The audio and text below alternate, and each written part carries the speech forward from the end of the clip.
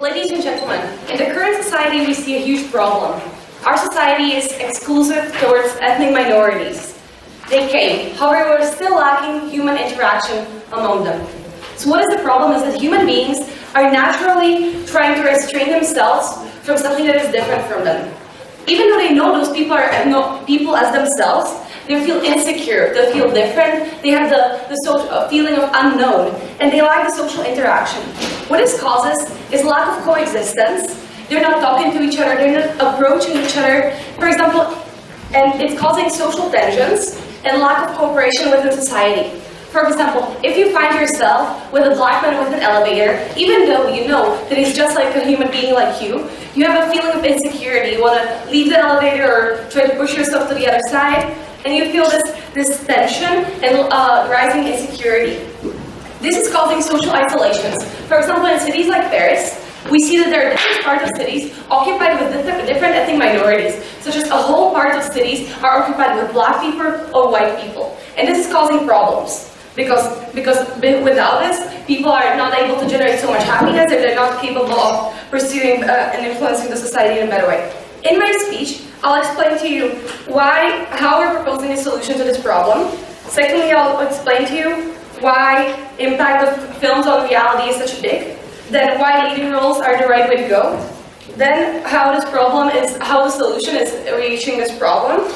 And then I'll go to legitimizing the intervention of private businesses. And I'll split argument. My second speaker will talk about inefficient social policy.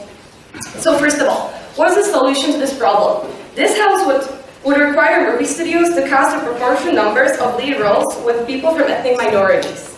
So how I propose to enact this motion is that movie studios, which are currently existing, for example, annually the movie studios produces 20 movies. If we see an ethnic minority in that region of 20%, then 4 people out of the leading roles of that movie production of that year will be, for example, Hispanic, if the 20% is Hispanic population. If they do not enact this motion, then they're going to be fined with a certain amount of money and be motivated into enacting the next year. So, we believe that the human interaction is a vicious cycle. We believe that these people, if we do not enact this motion, this is going to keep on continue. And even though the society is gradually interacting, this change is not fast enough. And we need to speed it up. These people are not part of each other's realities. And so how do movies create such a big impact on the reality of these people? The thing is, no, thank you. So the thing is that movies actually describe this reality. If people see a movie, they subconsciously accept the reality that is presented to them, and they see the social interaction, they see the characters of these people, and they're being educated about how society works. Even in movies such as Lord of the Rings, where you're aware that this movie is absolutely away from the reality, you see how those people treat each other according to their differences. So if we propose putting these lead characters into these leading roles, then we're going to see raising social interaction and the impact of these people and seeing them. We have, for example, seen this in cigarette movies when they have been, once cigarette movies became socially more acceptable, then we have seen rising people of accepting the cigarettes within their society, which happened in the 1950s, when the movie production boosted in Hollywood. Secondly, we also see that aggravating social impact of movies is, for example, in porn movies, where we see people treating themselves harshly and actually having negative impact on how people behave in their real lives, because what they see applies to them. And how is getting these leading roles into these character roles? Yes? The thing is that this subconsciousness might work like in a theoretical level, but at the point where people start to know about law that you are imposing, then this subconscious effect will disappear. No, we don't believe so, because we believe that movies are still applied upon reality. Like even currently, for example, in America, they have applied black people into secondary characters in movies, and people have seen these movies, even though they're aware of this law, they see a different social interaction. It is not important whether people are aware or not aware of this law. It makes absolutely no difference in them seeing the practical impact of how these human beings are interacting, and they can actually imagine this interaction, which they cannot in real life. So how are leading roles changing this? In the current status quo, we see that the directors are not employing enough of these ethnic minorities into leading roles. No, thank you. Because first of all, it is either because they feel like their audience would be uncomfortable with seeing these leading roles represented in them, and they feel insecure into making a risky investment if they think that the audience would not like it as much as having a male character. Also, there's this domination of white men character and the ideal role which Hollywood movies are proposing. And this has caused us to steer this prototype of the ideal hero in a movie. And even though the society is changing, for example, every year we get one more leading role, we believe that this is not fast enough and we should enact this motion. Yes? Why do you think it's important to differentiate ethnic minorities? Why not all kinds of other minorities, say homosexuals, transgender people, etc.? We're not necessarily against that. However, we see a huge problem with ethnical minorities currently in the status quo, because it's even a bigger problem. That, for example, you have women in the movies, you have different characters in the movies. However, there's still huge underrepresentation of ethnical minorities in these movies, and you see huge differentiation in geographical location and in their rising interaction. So, and why leading roles is the fact that leading roles are the characters that have the most time of the movie describing them. You see these characters you see a lot of parts of the movies about this character. You see his different approaches to different situations. You see him treating different people and being treated by different people differently. And you see the importance, and you go into depth of his character and of his personality. And so we believe that if people are capable to spend this movie time through portraying into this person, that they're going to get a greater image of it. Therefore, we believe that there will be a stronger impact in putting them into leading roles, not just secondary character roles or at all. And so, through this mechanism, we believe that the problem that is in society about the social integration of ethnic minorities into the rest of the population is bad. We believe that through this thesis, we can improve the current situation, which is happening. We don't claim that we're going to absolutely solve this problem because it's such a complex problem. However, we believe that if entertainment is such a big part of human lives, that impacting this entertainment, which people are normally seeing, impacting in a good way through social acceptance of these heroes, is going to influence them and change the social standard in society. And the more of them there going to be, the more this perception is going to improve. And how are we legitimizing the intervention? So first, we see that movies are shaping these people's opinions. We all grew up on movies or cartoons or anything, and we still all people treat each other differently. We all know that from our personal experiences. They create social norms, and if we see that these social norms are negative, we're already doing that in the status quo. If we see that a movie is promoting racism, a government actually can block this movie because he wants to prevent the social norms from aggravating. And so, because of this, we are already doing this, and this is only the next step, how to promote the wanted social norms in society. And it's legitimizing this action into stepping into this business. And also, there is not a difference of how we can affect society more in this way, or if there are also against it for them. However, we believe that the effect of the thesis is going to improve it. Thank you.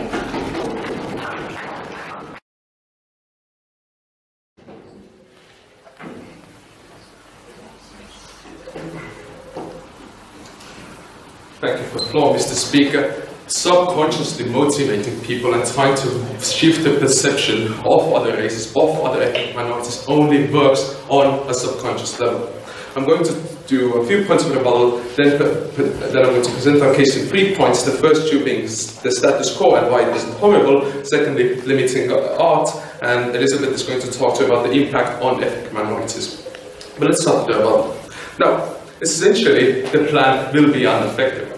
When we see what the plan consists of and how they're going to implement it, these same movie studios we're talking about can just make a zero-budget movie, put the black man in the leading role or another ethnic minority and not promote it, not do anything with it. We see that the plan will not solve this problem as effectively as they're proposing in this debate. So, therefore, they're actually marginalizing the solvency of the problem. Second,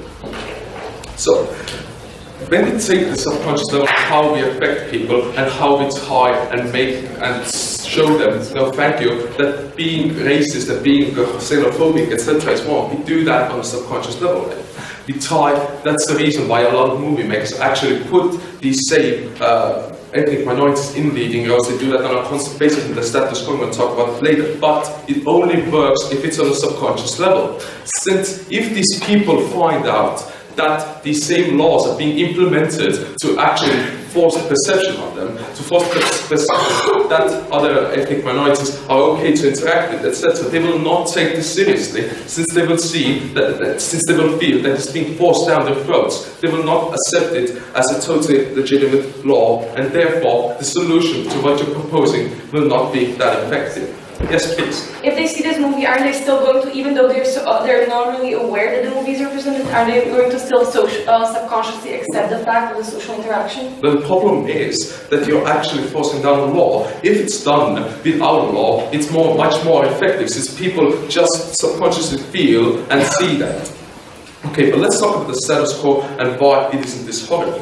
Now, even though some movie makers are discriminatory, etc., but most movie studios actually implement, bring in a lot of minorities, starting from ethnic minorities to race minorities, etc.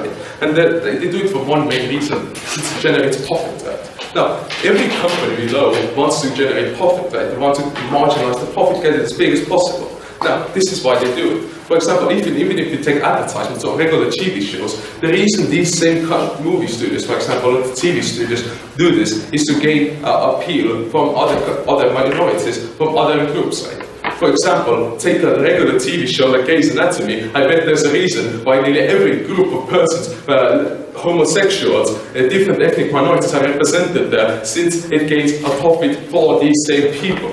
These people want profit, and this is one of the most effective ways to do it, since they can appeal to people. For example, no thank you, if you're a Latin American or a gay person, right, you can appeal to those same people, since you can actually put that same character in your TV show.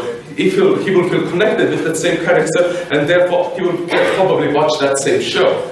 So the reason why they do this is pretty obvious. Now, once we see why they do this, we can establish the fact that the status quo isn't that horrible. When you take most TV shows or most movies, you still have ethnic minorities in leading roles. You still have a big portion of, in recent years, the rise of gay people in TV shows, in movies, has risen on a dramatic trend, since these people want to appeal to those same people. They want to actually get their audience, they want to get them to watch the TV show or movie for one reason: to profit. So therefore, the opposition is actually aggravating and actually marginalizing the current situation. It is not that horrible. We can still use this, we can still go with this natural change, allow it to progress even more and more, since it's going up every year, right? And if this trend continue, we will not solve the problem also entirely, but we will make it even better. And therefore, no thank you, passing down this law, as it used to say, the subconscious effect will disappear, because people won't feel the same thing that we feel with the natural change if a movie studio decides by themselves that they want to do this, compared to the situation they're presented with the law. Now, let's go why we can't limit art, why every harm regarding art is subjective. So, we've never actually limited art based on subjective harm. We've limited art for objective reasons, right? When it's pertained to child pornography, for example, that's an objective harm. Yet, when we take things, movies, or whatever, movies are part of art also, when we take them and they present racism, for example, that's a subjective harm. That's not an objective harm. We've never limited art that way. We still allow people to draw bestiality and whatever, for the same reasons that we want art to feel free. We want people to be creative and express themselves. Now, what team proposition is doing is essentially limiting art. Now, and why this is bad? Since every time we actually take art, for example, people feel the need to express themselves, express their ideas, express their ideology, etc. Okay, discourse, for example. Now, this is the reason why art exists, one of the main reasons why it exists. Now, we've never, as I previously said, we've never limited it to this. We've never limited art to the fact that we might have subjective harm. Sure. No, thank you. And even team proposition has never shown us why there is justification for limiting art. They've never shown us what is the general harm that comes at this very moment. All they've said is that people might differentiate from, or they don't want to communicate with ethnic minorities, but that's just one small part of the issue. The reasons why people don't want to communicate with ethnic minorities goes way back. It has more deeper roots than the things we are talking about. For movies, for example, these are not the main reason why people do not want to talk to ethnic minorities, etc. Now, once we accept this fact, that this problem is way bigger, that just making movies have cast lead roles of ethnic minorities won't solve this issue, and if we do this, we will set a dangerous precedent. As I said, we've never actually done this. We've never discriminated against art due to subjective moral harm, and if we do this, we will set this bad precedent, which therefore will harm even more. Please. How dangerous is the precedent that if we do a good thing once, we'll have to do a good thing next time? But that's the point of a precedent. If the door at this very moment we're talking about, as I said, we never discriminated against art based on more subjective harm. The door is at this very moment closed. Once you open it, it will always stay open. It will never go back closed again. That's why precedents exist. That's why precedents are, for dangerous ideas like this, are harmful. So, taking into account the two things, taking into account the subconscious effect, motivating people by the subconscious, actually allowing them to feel the natural change, to start actually feeling that ethnic minorities are a part of their country is a better way to do it than in comparison to the notion that proposition is protected by just slamming down the quotes, forcing movie studios to do this, and limiting art on basing it on subjective harm. So therefore, we have two main reasons to do this, to not to do this, and therefore I beg you to oppose.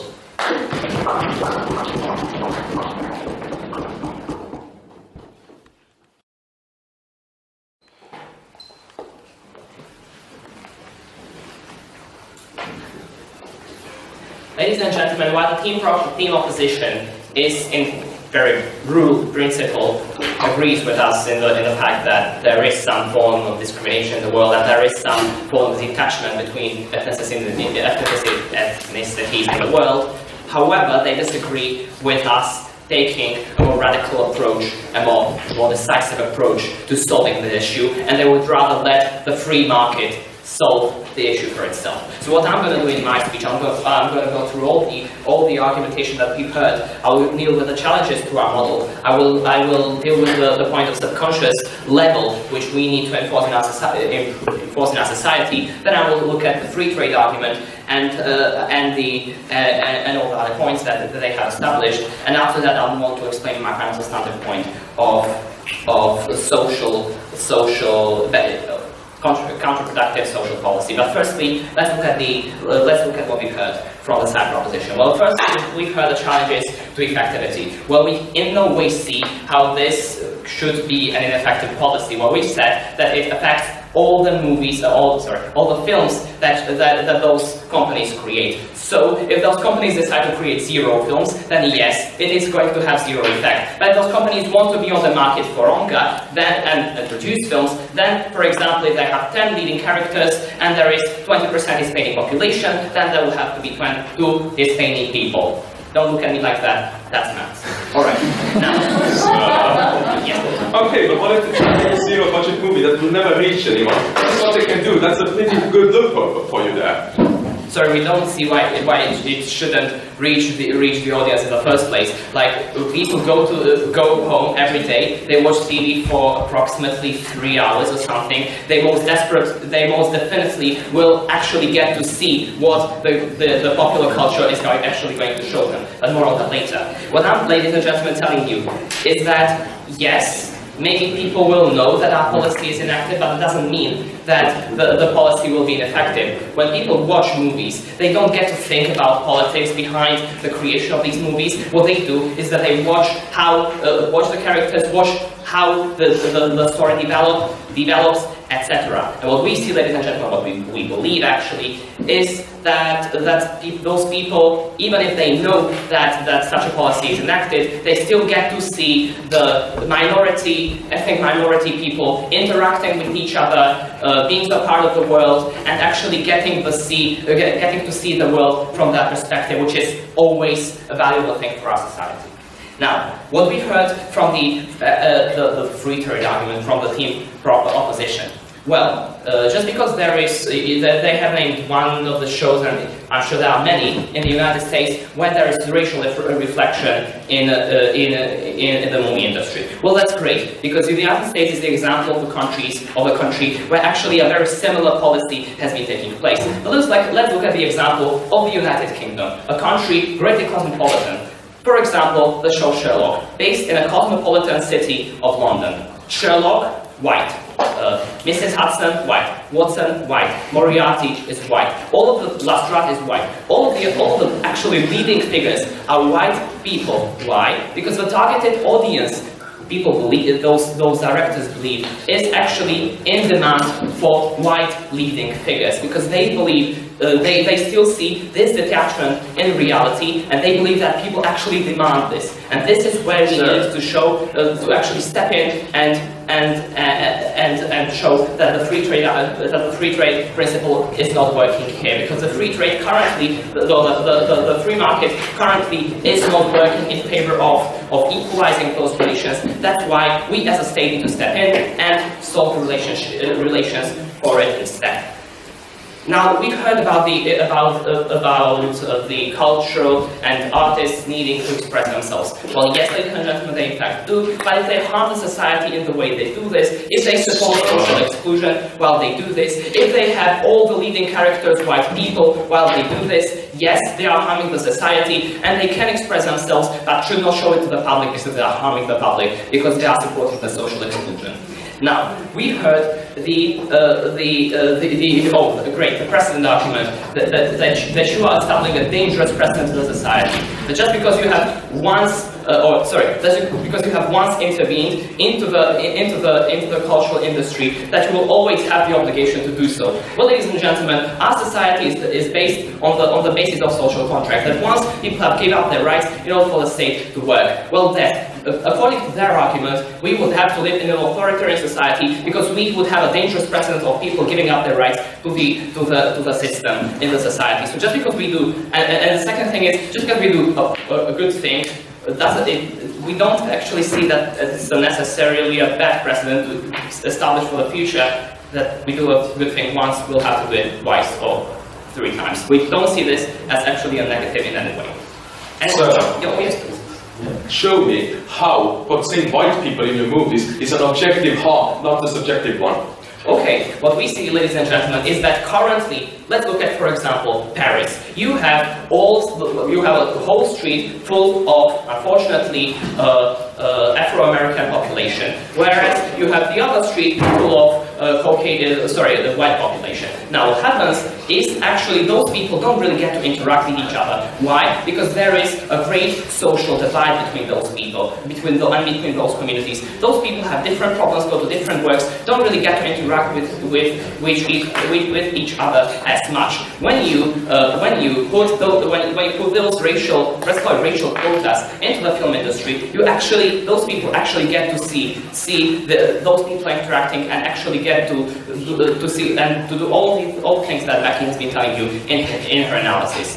So if people are supported in the racial detachment through the film industry, it is a great harm to society. It is not the tangible, calculatable harm of how many $1 billion you're in waste. It is the nuanced harm that you need to understand. All right. Now let's look at the final substantive point of the inefficient social policy. What we believe, ladies and gentlemen, that is happening in our society currently is that you are establishing the social policies, or the policies of social inclusion. That means that you are creating policies such as racial quotas in police departments. You are establishing policies, enacting policies which aim to educate minorities, which aim to give certain opportunities to the ones who are disadvantaged. However, what we see in our society currently happening is that this policy is greatly ineffective when people don't in reality get to see this thing enacted in the reality that they perceive through television. As Becky has been telling you in her first speech, people get to see much of the reality and get to perceive much of the reality through what they see on the TV. The 3 hours a day, people get to learn about social interactions, about social inclusion. Actually, people learn to smoke when they watch TV, as it used to happen during the 1970s. So what we're telling you at the end of the day, ladies and gentlemen, is that our policy aims to improve the social interactions among people. It helps to improve the social cohesion of our society. It helps to improve it helps to fight against the minor racial discrimination. For all those reasons, please vote for the SAC proposition. Thank you.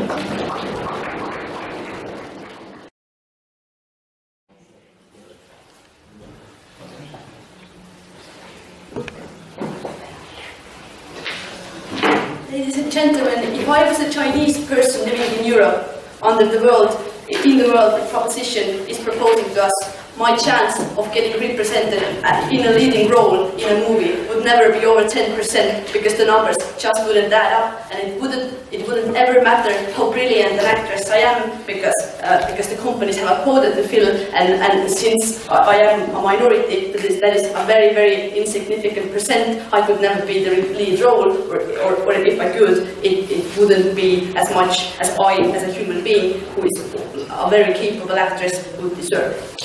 So I'm going to talk about 4 rebuttal points, and then I'm going to extend the case of opposition, talking to you about the impact to ethnic minorities or to minorities overall. So first, they say that the status quo is awful. Firstly, we say that it isn't. If we look at Hollywood even, there is very many black or any kind of ethnic minority characters, and we see, as we are living in a globalizing world, as we see that these ethnic minorities will be even in higher percentages in all kinds of countries in the West every year, then we see that the interest of the companies who produce these films will be also to include these kind of characters on their own. So we see that the natural change is already happening. We brought you an example of Grey's Anatomy. There is absolutely every social class included in that show. We can bring many more, but I can't myself because I don't really watch TV. So, secondly, if I was a film company that wanted to produce all black films, then now I couldn't do it anymore. So if I was that kind of company, I would just go out of business, or I would start making movies that are zero budget and don't do anything. So on the point of making zero budget films, they say that these films will always get to the people because people watch 3 hours TV, 3 hours of TV a day, etc.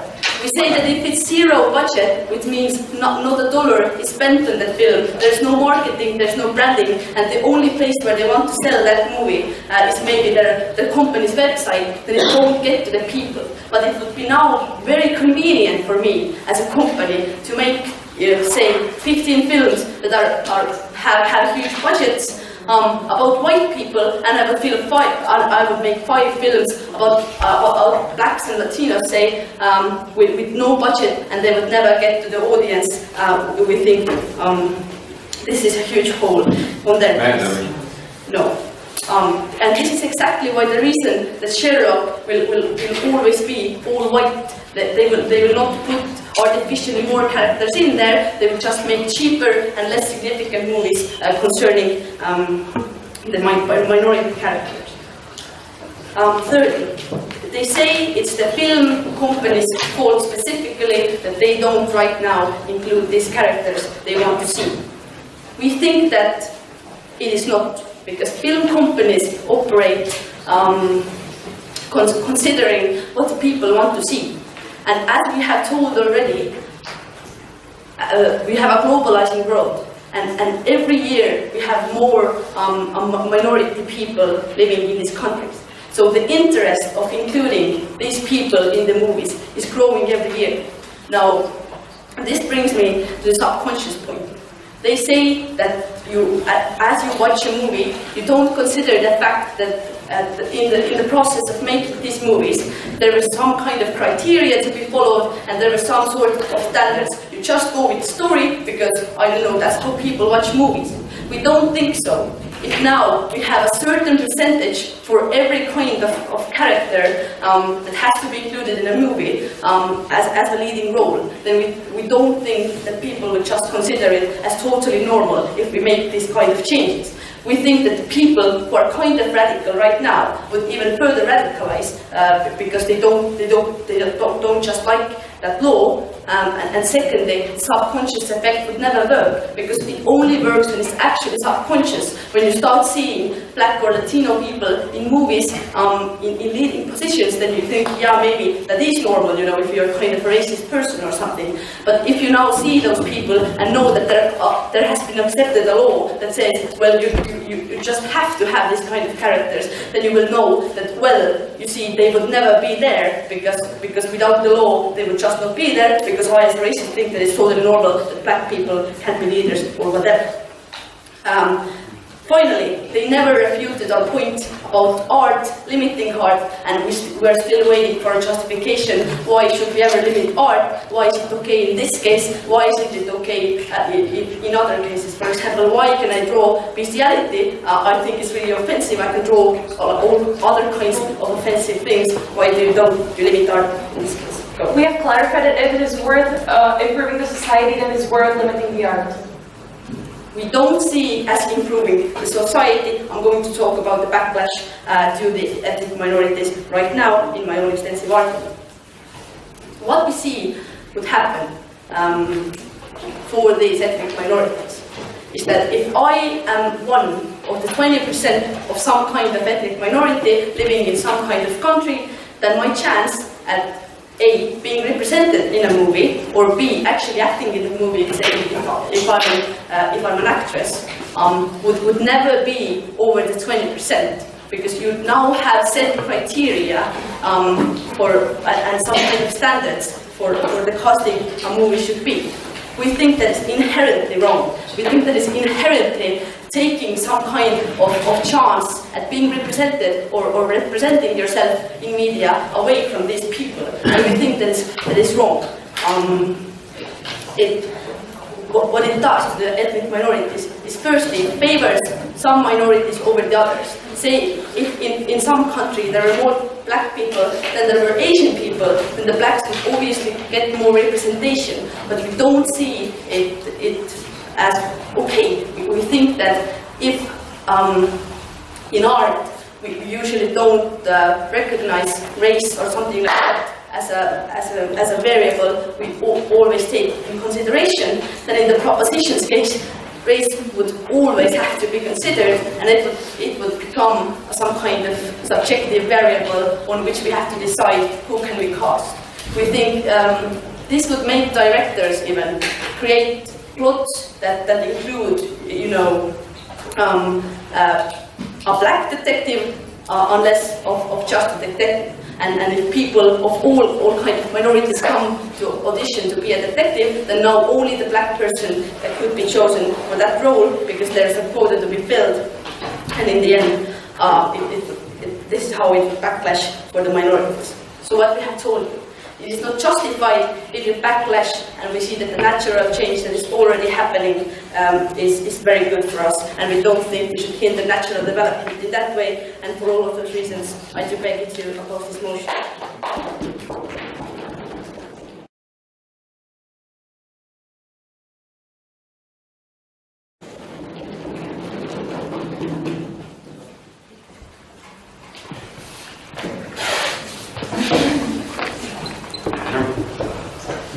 Ladies and gentlemen, for the last 4 speeches they have been accusing us that the situation is good and that our solution doesn't actually bring any tangible benefit. But it was their side that has never shown that there is a tangible reason or a tangible negative why we shouldn't do this. I'm asking 2 questions in this debate. Firstly, about how does a human subconscious work and why our mechanism still stands, and secondly, very obviously, about whether we should implement this motion or not. So firstly, on subconscious. We've spent a great deal of time explaining how we learn about reality in movies. We've shown you that when watching things, we can learn many things about social interactions. We see that if, by definition, if a movie exists and if there is something in it, then by definition, some kind of shifting of social norms happens. What the movie shows subconsciously transfers in the heads of its viewers, and then those viewers use that knowledge to make decisions in reality. We've shown you how the men for cigarettes rose when they were represented cool. We've shown you how attitudes about sex and male dominance have increased when porn was being done male dominantly. We even say that the concept of wedding rings was introduced in an advertising campaign, in a video. We see that these things are enormously powerful, they have enormous effect on changing our minds, and then later on changing our decisions. Now, because we know this, we as a government have an obligation. We have an obligation to change these things and to drive these things so that they create our benefit. We show you that as a government, what we do is we simply create an environment for us that is socially inclusive. Similarly, we've already limited movies in them, for instance, not allowing them to be racist. We've already seen that if there are, for instance, positive characters in movies who are being racist, then that has a negative influence by our mechanism. We've already done this. This, dear ladies and gentlemen, is the same thing. Because it creates further a more inclusive society. On this, they told us that firstly, simply because people will know the law, the subconscious effect will not be there. Well, but like we don't know if this is true because they've never shown us a link between someone watching and subconsciously learning things, subconsciously gaining information, and someone actually knowing the law. We think that if someone says that those people are there simply because of quotas, that may be an argument for someone racist. People will still go to watch movies, people still subconsciously, without them having the control of whether they absorb the information or not, unconsciously absorb this information. Even if everyone will know that such a law is in place, the subconscious transfer will happen because we simply cannot influence it. Then they told us that they will do movies with zero budgets. Well, ladies and gentlemen, if they want to continue doing some movies from which they will profit, they have to include those minorities,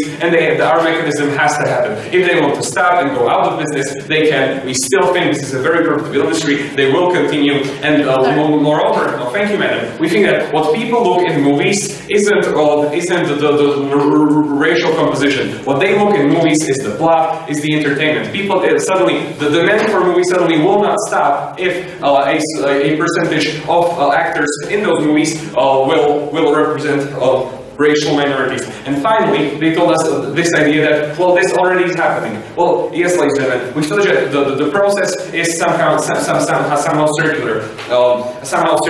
That maybe there are, we don't think majorities because they've only talked about things such as black people getting into films or LGBT people getting into films. Well, this is because those people already are represented in the society. Those people already make a big fraction of the society. Here we're talking about ethnic minorities who simply do get unrepresented, who simply are not displayed in movies. We can say that it took decades for both black people and LGBT people to get represented in those films. We want to change that, and we want to fasten we want to make faster the process of those people seeing the movies and then applying that knowledge in reality. We're talking about minorities such as Roma people, which are underrepresented, and if you don't do this, probably will not be in the next few decades. Yes, madam. You only believe propaganda when you know it is not propaganda. But madam, it's not propaganda. It's not like you convince someone based on an argument or a reason. It's something unconscious. For instance, like even if people can rationalize that The Hobbit is a purely fictional world that never existed, you unconsciously learn things from it. You unconsciously learn things about social interests, like about how friends interact, about how if they don't like them, something bad happens. This is something you cannot stop. This is something you cannot influence. By definition, if such cultural trends exist, they shape our social norms. The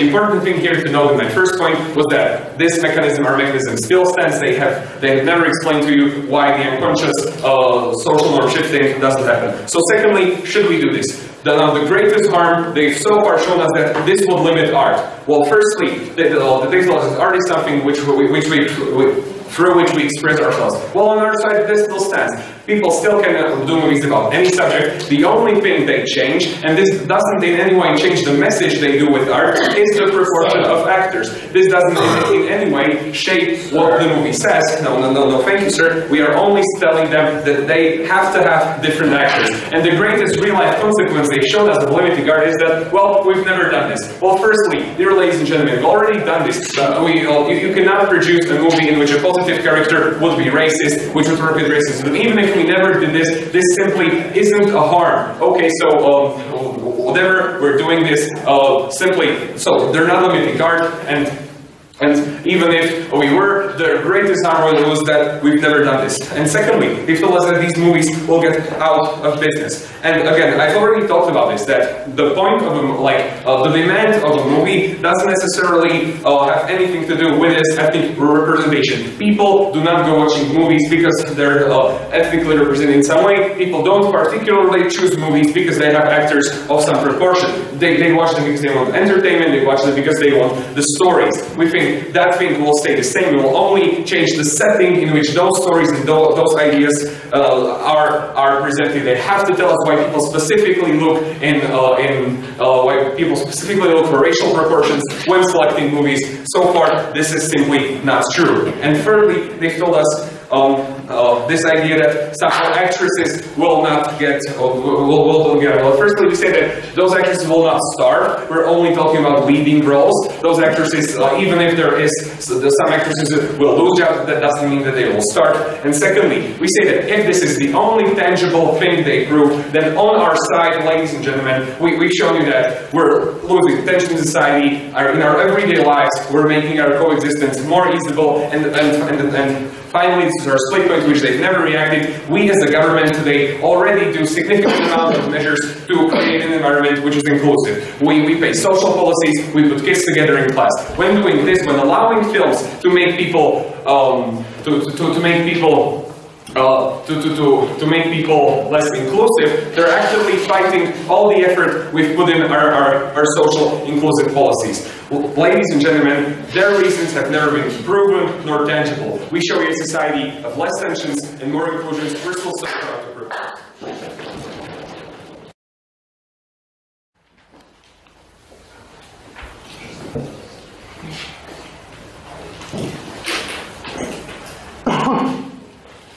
Dear ladies and gentlemen, in order for a plan, any kind of plan, to be effective in the first place, its benefits have to outweigh its harms.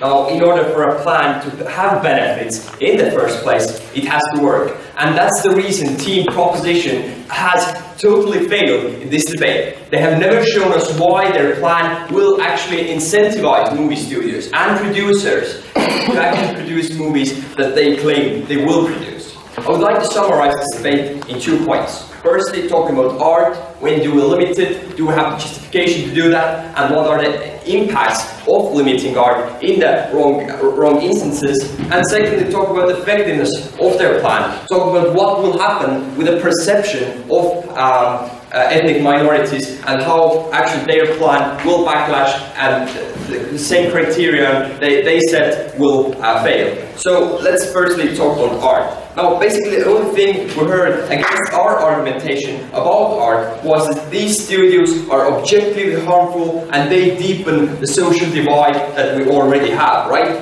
Well, ladies and gentlemen, we believe that no, these studios create content that the public or the audience actually wishes to see, right? And we have shown you that the problem is step by step disappearing. If you look at the audience 100 years ago, we believe they are like less racist today than they were 100 years ago. And that's the thing that happens also with these studios and these producers and these companies. If people turn more liberal, these studios will follow. Therefore, we can see that the studios aren't the one to blame, right? But limiting art will interfere with the natural change, and this will hinder it actually, because people often turn conservative at the point when someone's rights start to override theirs, right? Because people now, today, they don't feel that ethnic minorities are actively hurting them or limiting their rights in any kind of way, and therefore that's the reason why natural change can happen, right? But basically, under Team Proposition's logic, we should also limit all other areas of art. And we believe it's not reasonable to say that 20% of your paintings they have to be of black people, and 15% have to be of Asians, and 20% have to be of LGBT community. This is nonsense, ladies and gentlemen. This is limiting art, and this is creating an immense backlash in the community, right? Now talk about the second point. No, thank you. The effectiveness of their plan and what harms it will bring. So firstly, let's tackle their model, right? They presented us. So basically, they said that if you have a studio that makes 10 movies a year, for example, and in that country, 10% of the population are of one certain ethnic minority, then basically what happens is that this company will have to produce one movie where the lead character is from that ethnic minority, right? We say this plan does not simply work, because if the studio does not have any incentive to go with their plan, if the studio does not want to have the ethnic minority play the lead role in their very successful movie, it can just make one movie that actually gets no coverage. That's the thing we have been telling you for the last 3 speeches, right? And we actually got no answer from the team proposition. What they can do is that they can have a very limited budget, they can make a very bad movie, objectively bad movie, use no money to marketing. They don't even have to license it to, for example, a TV channel. They don't even have to show it in a cinema where people might go and see it in a second. What they can do is that they will distribute it on their website in the most dark corner that possible, so people won't actually see that, and they don't have to make any effort. Yes? Sir, this is a technicality, it's about the structure of law, and we've proposed in the first speech there's going to be fining if they don't go along.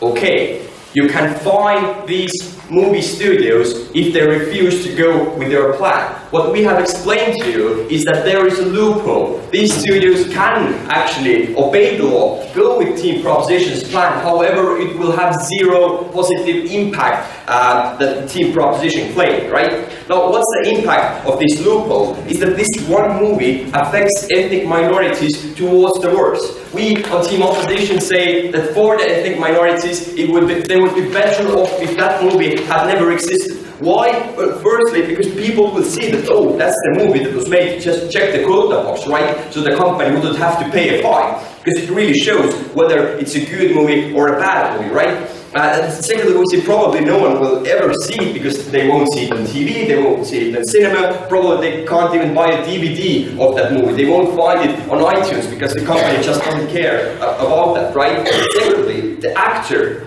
that actually the lead actor that is from that ethnic minority group will feel terrible, because basically it defeats the whole purpose of their plan, right? They want to empower these people, show that they are equal towards us, that we have no social divide, and that's where the plan is going to backlash, right? So their model only works if the studio wants to use that model. We say this is protecting the status quo, we see absolutely no change with their plan. Moving on. No, thank you. Second thing they said was that people subconsciously will always change if they see that in the movies there will be more social interaction, right? Now, firstly we say this all lies on a premise that their model will work and there won't be any loopholes, but we see that under the status quo, yes, the subconsciousness thing will work. The fact that Grey's Anatomy, right, has different types of people from different groups, this is really a subconscious message and people perceive it as a normal progress, right? But, and this is called like a natural change. But under Proposition's model, it really shows whether the movie was intended to be like a good movie or a bad movie, whether the studio wanted to just, you know, fill the loophole or check the box, or whether they really wanted to make a great movie, right? And that's the thing we asked in the POI, that basically the propaganda will only work for you if you don't know that it's propaganda. And they said, no, we're not talking about propaganda, but the point still remains, right? The subconscious influence only works if it really is subconscious, if you really aren't aware of the mechanism behind it, right? Thirdly, we said that most people won't even see these proposed movies, therefore their subconsciousness will not change. No, thank you. Now, the last thing I would like to tackle was the extension of Elizabeth, right? And we actually heard no argument against that. We say the problem still remains, even if the proposition's plan is effective, because it will create a new problem even if the plan works. Now, what will happen is that one minority will be seen lesser than another minority. And actually, we got no answer to that, right? We say that one minority will have more coverage than another, and we on the team opposition believe that the population of people should not define their value. The fact that in the United States of America there are more black and white people than there are Asians and Hindus, for example, this should not, define how much they could play in lead roles. We believe that people are all the time, that people are all equal, and therefore their ethnicity should not matter. So team proposition have defeated the criteria they set themselves in the start of the debate. So for all these reasons, I bring it to a close.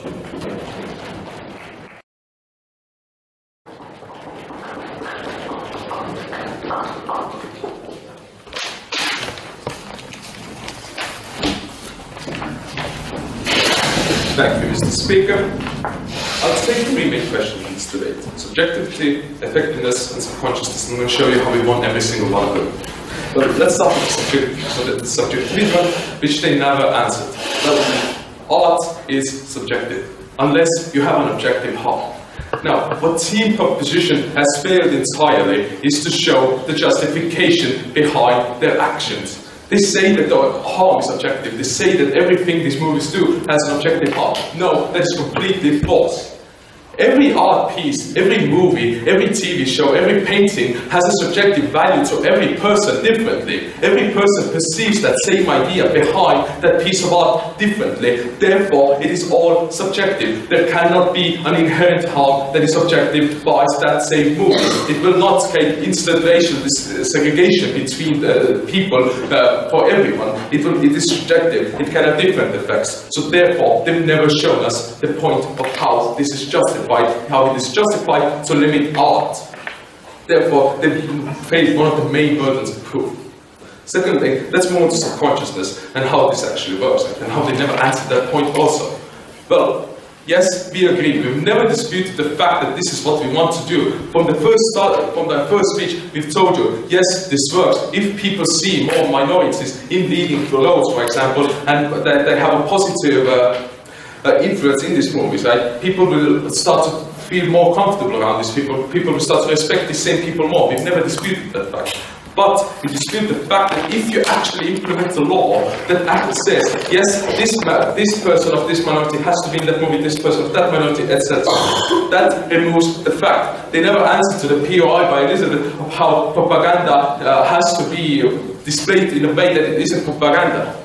Now the point is that these same movie companies are doing this on a constant basis. No, their goal is not to actually persuade people to be less racist. Their point is to gain profit, but that the profit gaining point actually comes along with that reducing racism, xenophobia, etc. Right? Since if they want to appeal to more people, to gain more viewers, to gain more profit, they have to do this. And if they want to do this, okay, maybe Sherlock doesn't want to, but most TV shows do this in the United States of America. Therefore, if they want to get more appeal from different communities, different religious groups, different ethnicities, etc., if they do this, these same companies will get more viewers, therefore more profit. Right? But at the same time, we are fulfilling that same thing you are proposing. The same thing that these people will see more people in positive roles, right, will influence the fact that they will in the future see the same people as a positive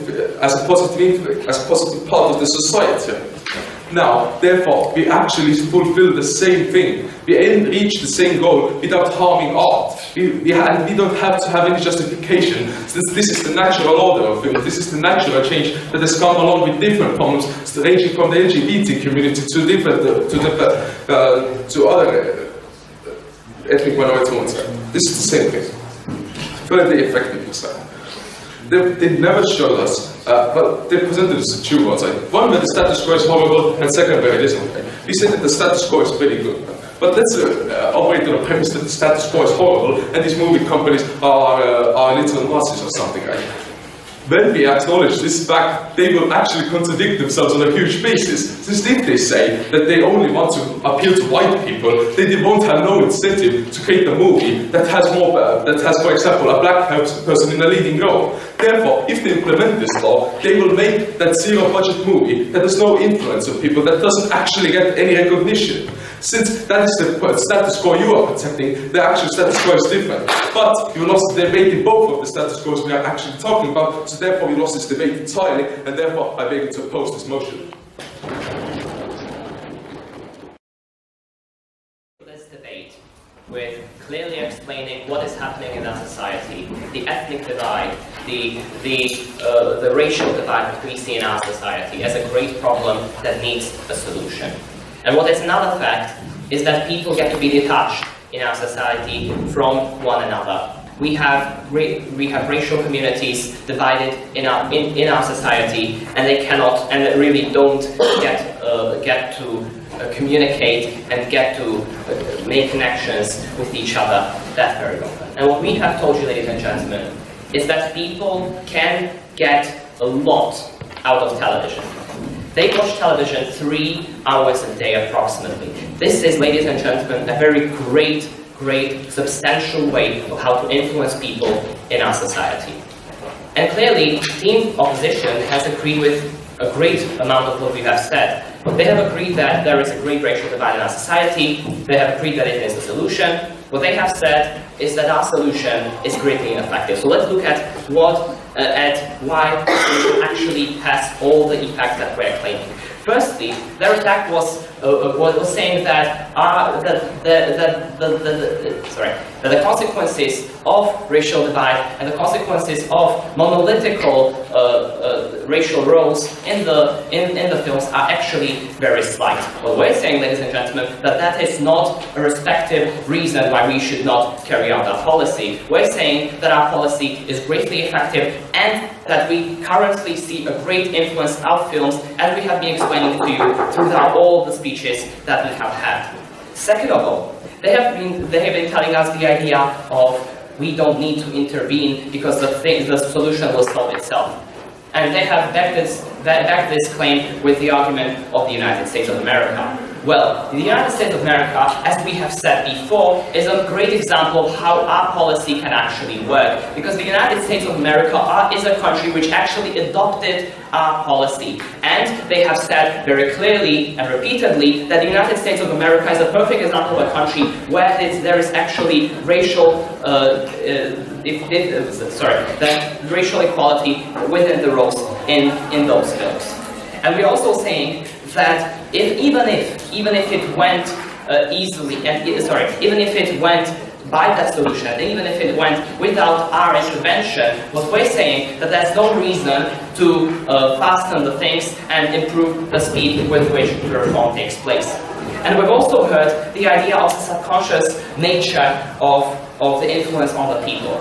Ladies and gentlemen, we have been explaining to you throughout the analysis of all of our 3 speakers that television has a great impact on the society. So much so that during the 1920s, 1930s, it was actually a diamond company which brought the idea of diamond rings being given to a woman when a guy wants to marry her. This was an idea proposed in a commercial in the TV, where everyone knew that it was the advertisement, and everyone in our society nowadays does this. That is what we have been explaining to you, that people, yes, know that there is such a policy taking place, but this is not what they're concentrating on. They are concentrating on the content, and that is what influences them the most. So yes, ladies and gentlemen, when we can, by limiting art, create a greater impact on our society, and we can help to solve the racial divide in our society, and help to improve the connections in our society, we believe that we should do so, and we have a great legitimacy to take